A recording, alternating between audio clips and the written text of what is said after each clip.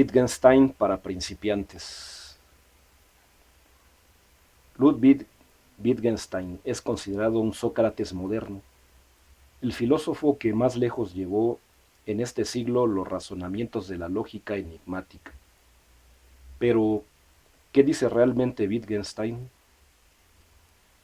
Wittgenstein para principiantes lo presenta en todas sus fases, como a un hombre extraño, un lógico riguroso que priorizaba la poesía sobre la filosofía, alguien que heredó una inmensa fortuna y la repartió íntegramente, alguien que vio la muerte en sus trincheras de la Primera Guerra Mundial, un maestro que aconsejaba a sus alumnos renunciar a la filosofía, un alma atormentada, un amante de las novelas cómicas y detectives, un solitario que cultivó las mismas amistades toda su vida. También ofrece una guía clara y accesible de su obra central, el Tractatus Logico Philosophicus, y de sus posteriores, más amigable investigaciones filosóficas. Cualquiera frustrado por la complejidad de sus trabajos o intrigado por su colosal reputación en medios filosóficos y psicoanalíticos, encontrará en el lúcido texto de John Heaton las oportunas ilustraciones de Judy Groves, la presentación integral del gran filósofo del siglo XX. Mi actitud hacia esa persona es la misma opinión que hacia el alma. Según mi opinión, no tiene alma. El cuerpo humano es la mejor imagen del alma.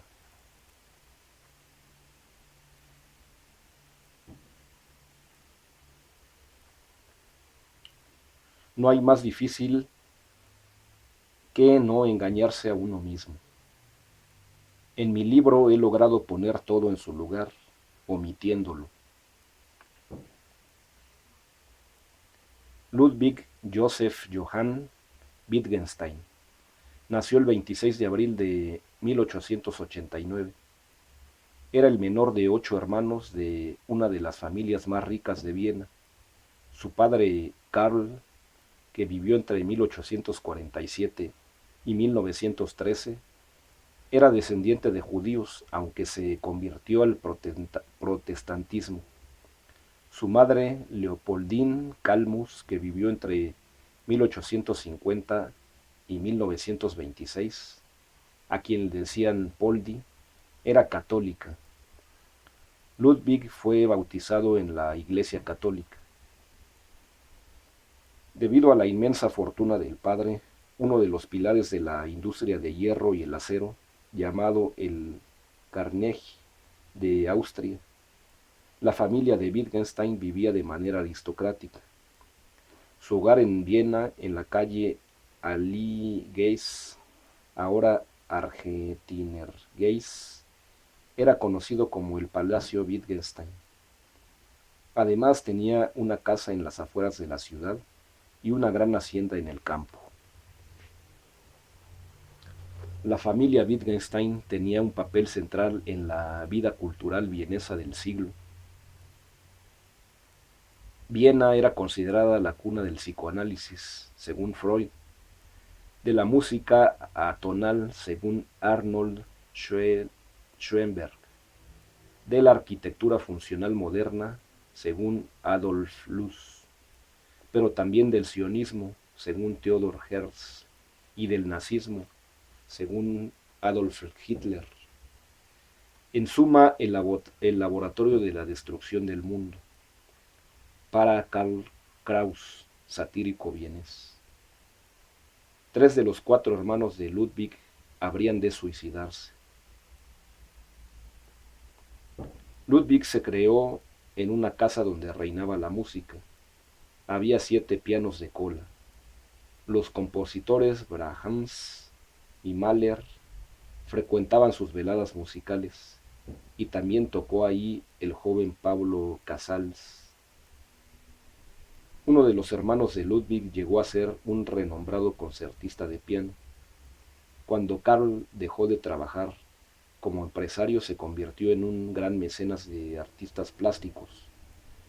Ayudado por una de las familias que era una talentosa pintora, coleccionaba obras de Klimt, Schiele, Kokoschka y Rodin.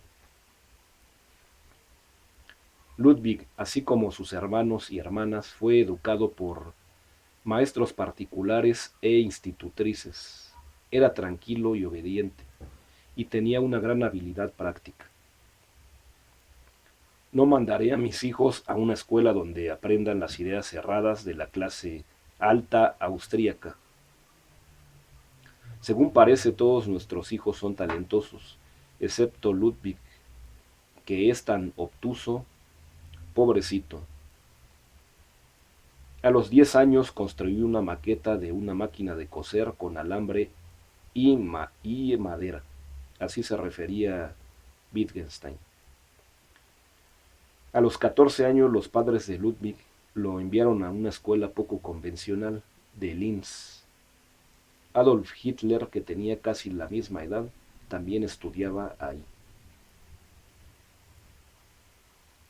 Cuando tenía 16 años y medio, Ludwig comenzó sus estudios de ingeniería mecánica en Berlín, en Technische Hochschule, la más célebre escuela de ingeniería alemana, donde se graduó. En dicha época comenzó a volcar en el papel pensamientos acerca de su vida, costumbres que habría de continuar por muchísimo tiempo.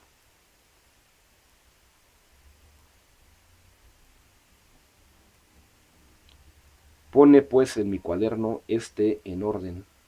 Debo por sí decirlo, salir al exterior, acercarme a la vida y no trepar hacia la luz como si estuviera en un sótano, ni adenizar en la tierra nuevamente desde las alturas. Así se refería. Ingeniería en Manchester, Inglaterra. En 1908 Wittgenstein se mudó a Manchester, donde permaneció 3 años para realizar investigaciones a fin de graduarse como ingeniero. Le interesó la aeronáutica e inició sus estudios realizando experimentos con barriletes. En esa época no se sabía mucho acerca de las condiciones atmosféricas. Luego realizó experimentos sobre la combustión de gases sometidos a alta presión y comenzó a estudiar el diseño de las hélices, lo cual requería un abordaje matemático. Así fue como se familiarizó con los fundamentos de dicha ciencia. He aquí el paso fatídico que me llevó hacia la filosofía. Así se expresaba. Poco después comenzó a escribir un libro sobre los fundamentos de la lógica y las matemáticas. Se lo mostró a Gottlob Frege, que vivió entre 1848 y 1925, el gran filósofo y matemático alemán, quien pensaba lo siguiente: creo que deberías estudiar en Cambridge con Bertrand Russell. Frege me dejó hecho un felpudo. Así decía Wittgenstein. La Universidad de Cambridge. Wittgenstein fue, pues, al Trinity College en Cambridge a estudiar con Bertrand Russell, quien vivió entre 1872 y 1970, quien dictaba clases de lógica matemática. Trabó con él una amistad basada en la pasión por lo intelectual, y ambos habrían de transformarse en grandes filósofos. Russell provenía de una familia aristocrática distinguida. En ese momento tenía 40 años. Había terminado su Principia Matemática, una de las obras más completas e importantes de la filosofía del siglo XX, y era mundialmente conocido entre los filósofos. Wittgenstein, en cambio, con sus 22 años, era totalmente desconocido, aunque contaba con una gran fortuna. Pronto reconocieron que Wittgenstein era excepcional. G. E. Moore, que vivió entre 1873 y 1958, profesor del Trinity, señaló en sus clases lo siguiente: Wittgenstein siempre se asombra mucho, a diferencia de cualquier otro alumno. Al término del primer semestre, Wittgenstein acudió a Russell y le preguntó lo siguiente: ¿cree que soy un idiota? A lo que contestó Russell: ¿por qué? Porque si soy un idiota seré astronauta, de lo contrario seré filósofo. Russell le sugirió que en las vacaciones escribiera un ensayo filosófico sobre cualquier tema, y así lo hizo. Luego de haber leído en la primera oración, se convenció de que Wittgenstein era un genio. Más tarde, Russell diría: era quizás el ejemplo más perfecto que he conocido del hombre de genio tradicional, apasionado, profundo, intenso y dominante. Solía visitar a Russell a medianoche y caminar de acá para allá como una bestia salvaje durante horas, agitado y en silencio, luchando con los problemas de la lógica y sus pecados. Temía sugerirle que era hora de irse a dormir porque tenía la impresión de que podría pegarse un tiro. Así se expresaba Russell. Russell llegó a querer a Wittgenstein como si fuera mi hijo, y tuvo que aclararle a su amante, Lady Othniel Morrell: por supuesto, Otto, querida, a ti te quiero más. Wittgenstein hizo progresos tan extraordinarios que poco a poco dejó de ser el protegido de Russell y pasó a ser su maestro. Russell estaba escribiendo un extenso tratado sobre la teoría del conocimiento y se lo mostró, ante lo cual se expresó Russell lo siguiente: le hizo críticas tan duras a mi tratado que lo abandoné, me quise suicidar y me convertí en un don Juan. Decidió confiarle a Wittgenstein el trabajo sobre los fundamentos de la lógica. Si bien Wittgenstein era evidentemente un tipo difícil de tratar, llegó a tener algunos buenos amigos en Cambridge. Uno de los más cercanos fue David Vincent, quien tenía su misma edad y sabía cómo calmarlo. Tocaba música con él y lo acompañaba en las vacaciones. Aunque falleció en la guerra en un accidente aéreo, y le dediqué mi Tractatus.